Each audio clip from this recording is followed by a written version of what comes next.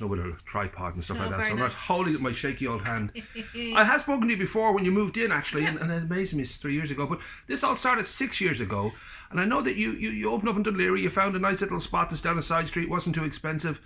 What was the feeling in your head that this is what this is what I want to do? Was there a kind of a strong identity then? Did it all sort of happen to you, or? Well, I had been in retail for years, so I've always worked tons of unpaid overtime, and I always thought, wouldn't it be nice for it to be mine and me to be able to make the decisions? Like, we all answer to someone, whether it's the bank when you're your own business, but it's my own. So the decisions are mine, the success, the failure is equally mine. But it just gives you that job satisfaction, I think. And I think in the recession that happened to an awful lot of people who either lost their jobs due to different circumstances, kind of re-looked at the world again and said, you know, why not work for myself? If I'm going to be underpaid, I might as well be underpaid doing something I love. So I'll often get people who come in, and I remember when I first was getting ready to open the business, I sat down with another small retailer. And I left a bit annoyed because she was very kind of, no, you know, don't do it, you know, this isn't a good idea, and look at this, and this is how much it's going to cost you. And at the time I thought, oh, that was a bit, you know, unpleasant of her, but in fact it's exactly the same thing I'd now do to other people, because you have to go in with your eyes open. You're never going to be rich, but you love what you do, and you have to be able to work all the hours and do all the things, you know, no going on holidays if it's sale week or Christmas, or, you know. I still love to go to the German markets at Christmas, but I'll never be able to go because I'll always be here at Christmas. That feeling though that people get when they start any venture is a mixture of absolute elation, but then fear and all the rest. I don't know if there was a time early on within the first few weeks or months that you felt you'd made the right decision, whether it's always a case of just sort of, you know, bouncing between hooray and oh no. It's always bouncing between. I mean, I went in with my eyes wide open in that I said to myself, I'm going to plan to fail. That sounds very negative, but at least then you're always trying to beat yourself at your own game, and you're not letting yourself fail. And every time you think, oh, things aren't looking too good, then you think, well, I just have to fix it. Can't let it go, you know? So, I mean, it always keeps you on your toes, because there's always something else coming around the corner. Another COVID, another recession, another something will always be, or Brexit. So, you know, you never get that chance to kind of wallow and get lazy, if that makes sense. You should explain the reason your eyeliner has gone. I'm an old man now. I start being on my honkers and I realise, oh, my foot's killing me, so I sit on the floor, and then I say, no, I should get up. I'm too low on the floor. I should bring a little stool. There you go. You can have that one if you want. There you go. Give me that stool there, sure, yeah. I'm an old man, I can't be doing this too often. Well, this is it. Oh, sorry, I just moved moved the camera there on you, sorry. It's all very professional. Your knees give out, don't they, after a while? Well, it's just like you're kind of thinking, am I going to be able to hold this, and will I walk later on? I should ask then, when it came to the decision to move from Dún Laoghaire, and here you had a nice little spot down a side street, wasn't expensive, to Greystones Main Street, which some people would consider quite expensive. It is. Was that a long kind of night of thinking about making that move, or? No, I was kind of in that position where I had started up the website, and I said, where do I go from here? Because the shop gives me a fair bit of local business, but I need to keep moving. I can't sit still or I'll get lazy. So the website, I'm not a website expert. I don't understand all the algorithms and all that, and I'm a micromanager, so I would have had to give up a certain amount of control if I wanted to expand the website. So I said, really the only place next, if I want to expand, is to a bigger location, better location, Main Street. So it was kind of, I was coming to the end of my lease, because my landlord, who's private landlord in Dún Laoghaire, was very kind to let me just do a 3-year lease, because I said, you know, I have no idea if this is going to work or not.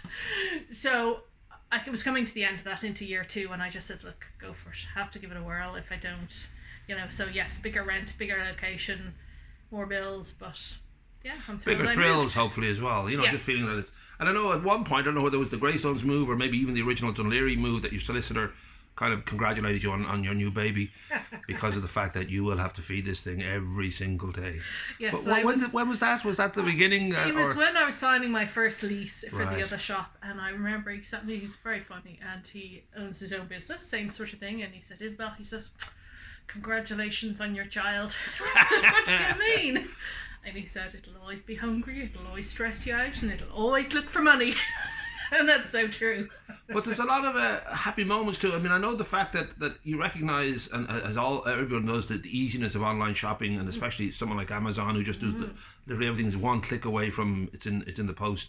But there are people who will discover, thankfully, places like yourself just through the internet, and that's really not so much that you have to buy directly from the website, but just to like and follow on social media. You had an interesting couple call into your shop from very, very far away. Yeah, I was when I was a couple of years in Dún Laoghaire, and because I was on the side street, people would often miss me. If there were visitors to the area, they wouldn't see me, and so I had tried to work on social media in terms of, websites like Yelp and TripAdvisor, and trying to get myself at least on there so that people could see me.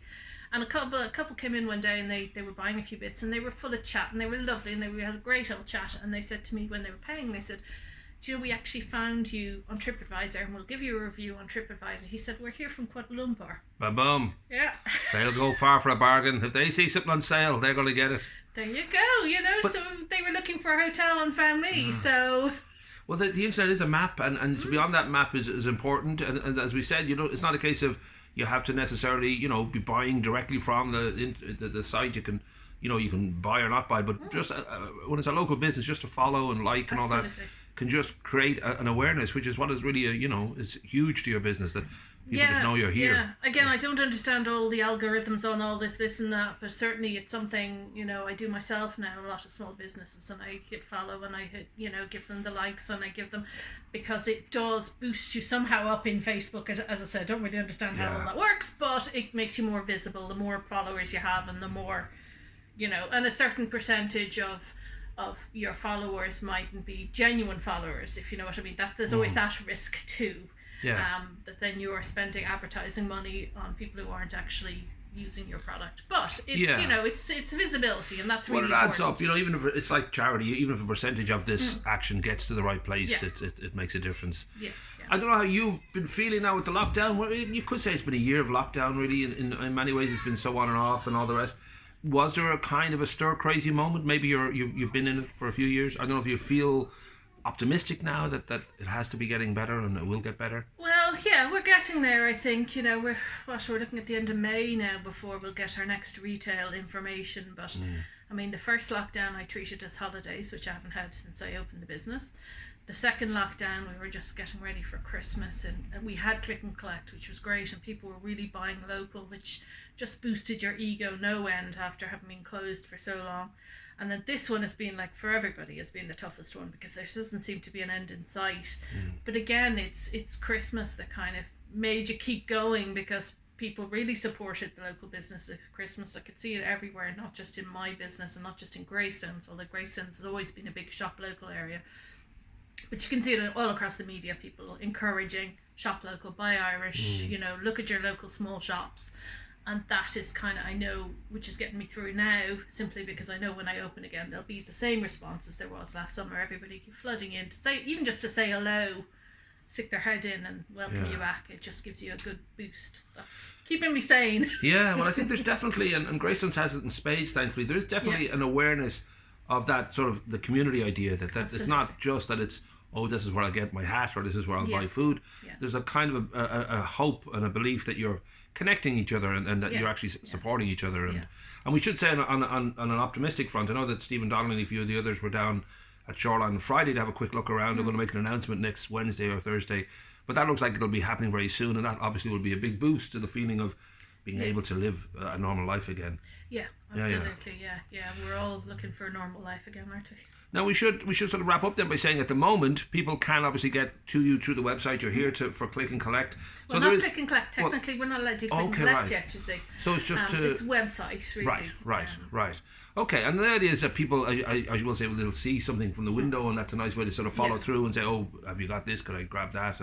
But as I said, it is. I would feel optimistic, and I kind of have to feel optimistic, because it just seems it's been a long night, but we have to, every day is hopefully a step closer. Yeah.